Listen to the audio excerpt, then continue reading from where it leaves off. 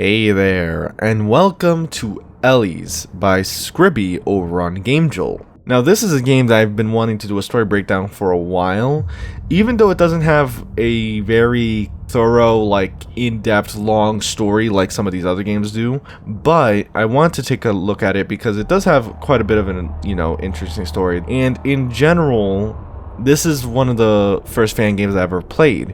I played this game after Mary's Arcade because the main mascot, Ellie, actually had a cameo in Mary's Arcade. At the time, I thought that was a proper segue to play ELLIE'S, right? I got to see the character in Mary's Arcade, and ELLIE'S was a pretty fun game. I really enjoyed that, and it had an interesting story, bit of a different premise. You'll see what I mean as we first go through the story section for this game. So, as for the premise, the year is 1984.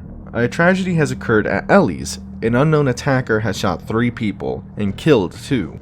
Recruited by a local news station, your job is to spend some time at ELLIE'S and investigate the rumors of paranormal activity, and ultimately to find out the truth on what really happened. So as I said, a bit of a different premise in this game. We aren't your usual security guard, but rather a paranormal investigator hired to see whether the rumors of paranormal activity at ELLIE'S hold any weight. Will we find ghosts here, or is it all just rumors? Spoilers ahead, as usual. Before going on to the phone calls and the main nights, I first want to go over the gameplay mechanics. There are a few interesting ones to go over, first off being the camera system. Now, this isn't your ordinary camera system per se, it has a little bit of a twist. As explained in the first phone call, the camera system is operating on a single CPU, which essentially means that you cannot overuse it. For example, you can't switch cameras constantly without any sort of repercussions. You'll see as you switch through the cameras that there's a little CPU meter near the bottom that pretty much is an indication of how much you're using the cameras. Your goal is to essentially make sure that this meter never fills to the max. If it does, it pretty much knocks out your camera, and obviously you can't really play the game if your cameras are knocked out. So you have to make sure not to get to that point. But in the scenario that you do somehow manage to overwhelm the cameras, there is a handy reset lever that allows you to reboot the system, but this is only a one-time tool, so it's mainly meant for emergencies. In other words, do your best to make sure that you do not constantly flip through cameras over and over again. Let the system cool down a little bit. Next, we have the lights in both the hallways and your office. You can turn on lights in the hallway, and you can turn off the lights in your office. This will be crucial when dealing with the mascots. Our first mascot is Joe, who will access your office through the small upper vent to your right. Now, when he enters through this vent, first you need to shut off the light in your office. Next, you need to turn the light back on at a specific moment, specifically when Joe is not looking at you and when his eyes aren't red. If you turn on the lights in this scenario, he will go away, but turning it on in any other scenario will essentially result in death. This also will apply if you just don't turn on the lights at all. Now our second mascot, Hunter, on the other hand, will traverse to your office via the right hallway. When you hear his footsteps, turn off the office light, and then when the footsteps stop, turn on the hallway light. If you do this, you'll catch him standing in the doorway, which will cause him to run off. Now that pretty much covers the main mechanics within the office and the hallway itself, along with the 2 mascots Joe and Hunter, but there are a few other characters you'll have to learn to deal with later on in the nights, which we'll get to once that moment arises. With that said, let's move on to night 1. Hello. Not sure how to start this off, but let's get to it. To start, I do have to state this. These messages are running on a battery-powered tape recorder, so don't worry about it stopping midway. I want to thank you for coming in to look at our paranormal problem with our animatronics. I'm very grateful that you're doing this. I'll explain more about what happened tomorrow night as I am on a time crunch. The tragedy that occurred here has had the most impact on our animatronic performers, hence the reason why we're investigating them in particular. However, we don't know the extent of the rumors regarding the paranormal activity, but it must be serious enough if the establishment is actually willing to hire us rather than brush off rumors. We'll have more information on what actually happened here on night 2. Of course, after reaching 6 AM, your shift is over, and that's when night 2 starts. There are no post-shift segments in this game. It is pretty much mainly phone calls. Now, we learn about the murders in 1983. Hey, day 2. Good job. So, I saw some of the stuff on the cameras last night when I looked at them. Pretty strange, right?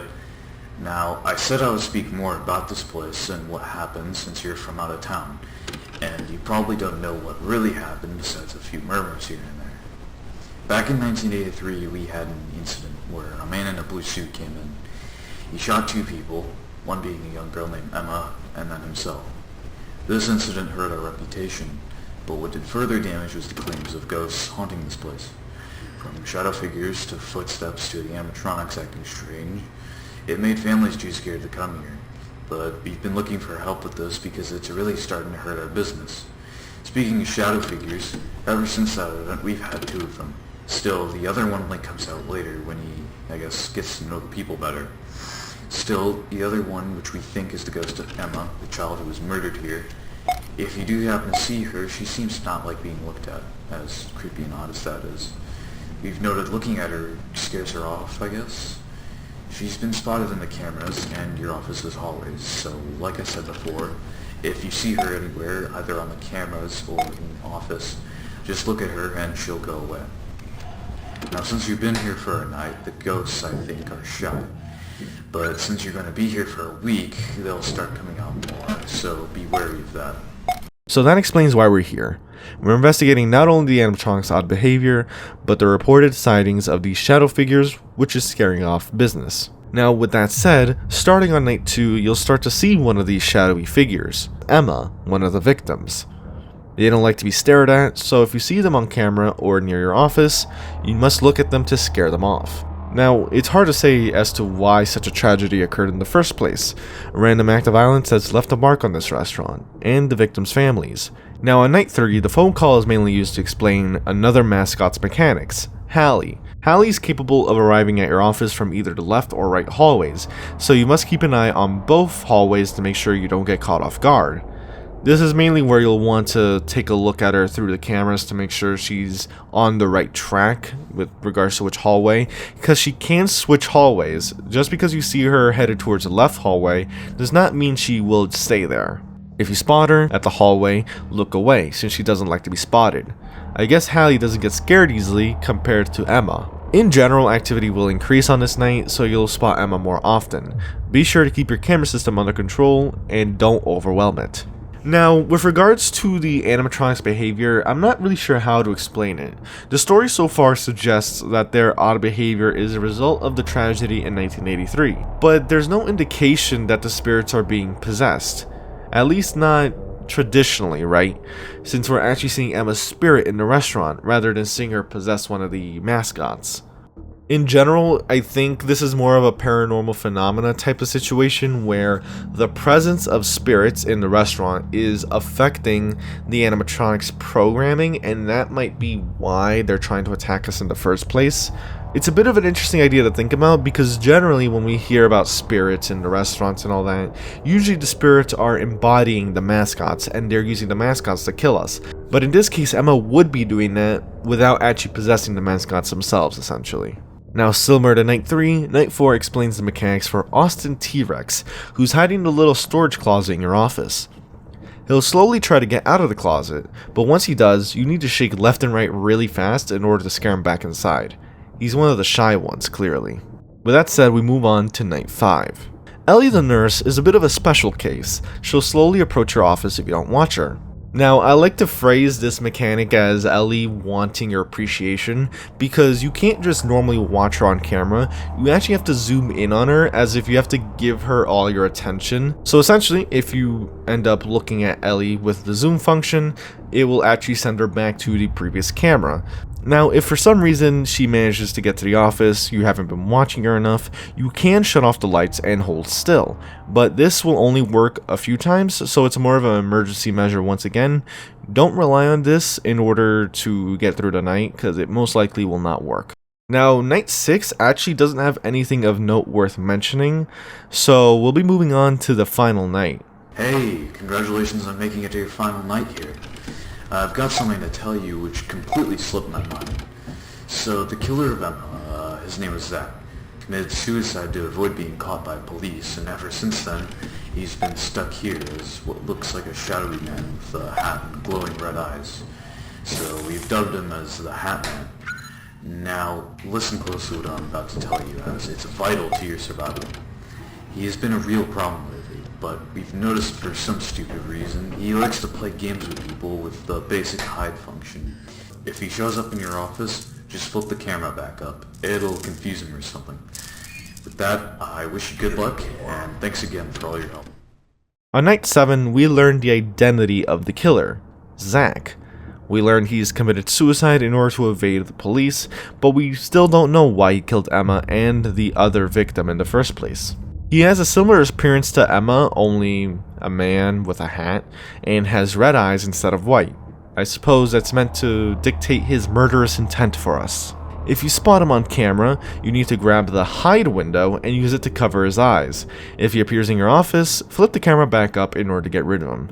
A bit of a different idea. I do like that you have to actually grab a window and cover his eyes, which is definitely an interesting idea to get rid of him on camera. Now, at the end of night 7, we learned that our job is done, but we don't really hear anything at all regarding the investigation. The phone guy suggests that they could either shut down the place, try to fight on with less business, or pivot into a haunted house attraction and lean into the spirit sightings. As for our role, however, that's the end.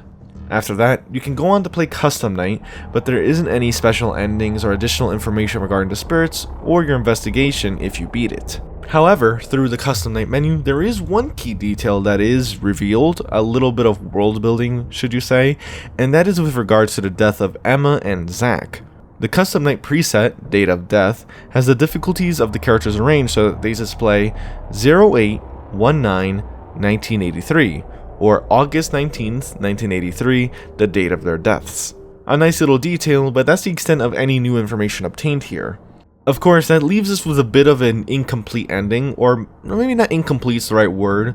I guess in terms of the investigation, yes, it's incomplete, because we never find out why this tragedy happened. But at the same time, that is part of the reality. Sometimes these are random acts of violence, and we'll never truly know why these events happened, and that's frustrating to a certain degree, but I think that's also kind of true in some scenarios, right? Like, that's something that you can expect to see with these kinds of events. Of course, with that said, since we don't have any definite conclusion, that means that the ending of the story, or rather the reasoning behind Zach's murders, is open to interpretation. With that said, for example, as to why Zach did this in the first place, maybe it was a random act of violence like I alluded to, maybe he had some grievance with the company behind ELLIE'S, so he wanted some twisted vengeance. It can really go anywhere at this rate. I think the more interesting question is, why do the animatronics move in-game? Why are they trying to kill you? From the beginning, the phone guy explicitly said that we're investigating the paranormal problems with the animatronics. This isn't a case of bad programming, so why do they move? Like I mentioned earlier, this might not be a classic case of possession. Usually in fan games of this nature, FNAF fan games obviously, along with the original games, spirits go on to possess one of the animatronics, but we don't really see the spirits themselves. That's not really the case with Emma and Zach, who are visible as their own spiritual entities. Now, I think the most likely outcome, or at least the outcome that fits most to me, is that Zach is the one that's controlling the mascots and sending them to attack us. Mainly because he's the only real violent spirit in this establishment. Now, we do have Emma, but I think Emma could honestly be a case of trying to just get everyone to leave the restaurant because it's her final resting place, or maybe she's asking for help in some manner because she's literally stuck here with her killer spirit. Honestly, again, with stuff like this, it can go any way.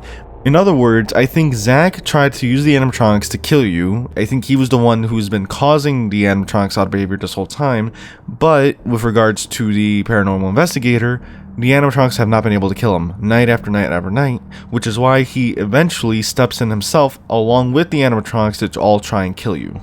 Of course, you could also argue that the unnamed victim is the one behind the movements of all the mascots, while Zach and Emma are just there spiritually, right? Or, in their spirit forms. But we don't really hear anything else about the unnamed victim, so maybe they're not even there anymore, to say the least. Overall, that's pretty much my take on why the spirits are trying to get you. That's pretty much the crux of this game's story and gameplay, mixed together, right? Because after all, you're investigating the place, but you have to survive the mascots, right, and the spirits. It's pretty much all about why are they trying to get you in the first place, and for the most part, I think it's all because of Zach. Definitely a bit of a shorter story breakdown than most of my other ones, but that's mainly because this is a smaller, more compact game in terms of the actual story. It's not so in-depth where we have tapes or cutscenes. It's mainly all through the phone calls. Normally I don't cover games that just have like phone calls. I think I mentioned this before, but with story breakdowns I wanted to target games that really go out of their way to flesh out a story. And I still want to do that, but I want to actually highlight some other games that might have more smaller, compact stories at least, which is why I wanted to do ELLIE'S, for example. And games like these, right, which have like an open ending per se, also allows for some more interpretation and theorizing, which I think could be interesting for these kinds of videos anyway, so I think it works in the end. But of course, with all that said, I hope you did enjoy. If you did, leave a like, subscribe, all that good stuff. Lets me know you're enjoying the content and want to see more of it. The game will be in the description below as always, and with that said, I'll see you in another video. Take care.